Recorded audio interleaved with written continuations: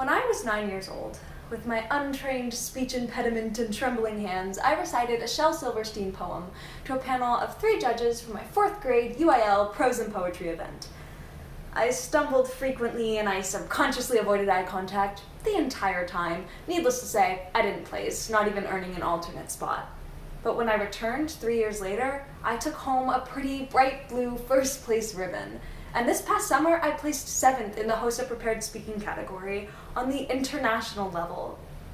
It would have been so disappointing if I abandoned all that potential as a timid 9-year-old.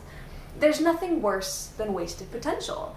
This is a line my band director loves to yell at us after a particularly rough run of our show or when we can't seem to keep time during a ballad.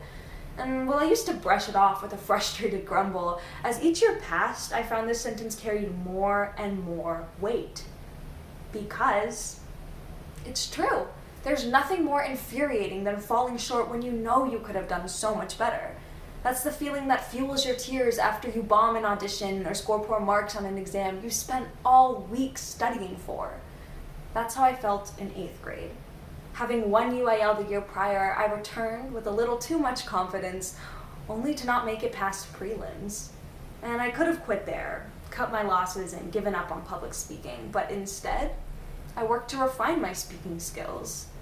I think the only way to reach your full potential is through perseverance. As I'm sure we've all experienced, progress is almost never linear. There's the thrilling rush of improvement, followed by frustrating plateaus and the occasional dip in progress. Even if it doesn't last long, it'll hang over your head, whispering how easy it would be to just quit right now.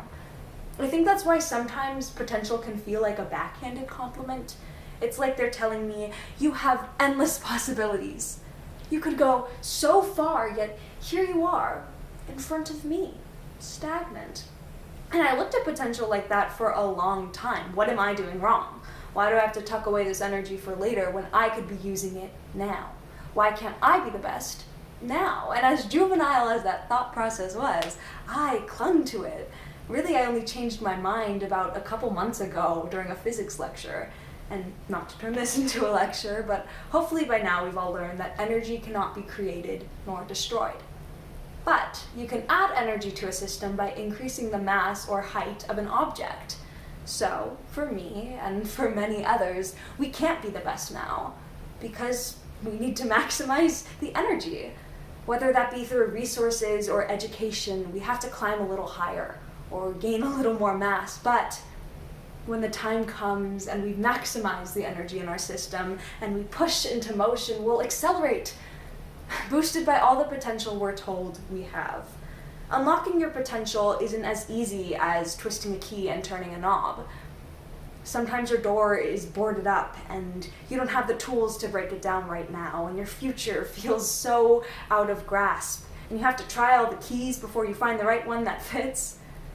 Sometimes it feels like my future is behind a set of steel gates that I'm expected to pry open with my bare hands. And it can get discouraging. But I have to remember why I'm doing this. I didn't pick a medical path because it seemed easy. I have to remember of all the good I'll be able to contribute, of all the potential that's mine to claim. I'm willing to pick locks or scale fences or break down doors, figuratively, to help people. I need to help people. I think that's a shared purpose of the entire medical field, at least I'd hope. To unlock your potential is to never lose sight of what you're aiming for, to never doubt what you're capable of, and to never let a closed door stop you. Thank you.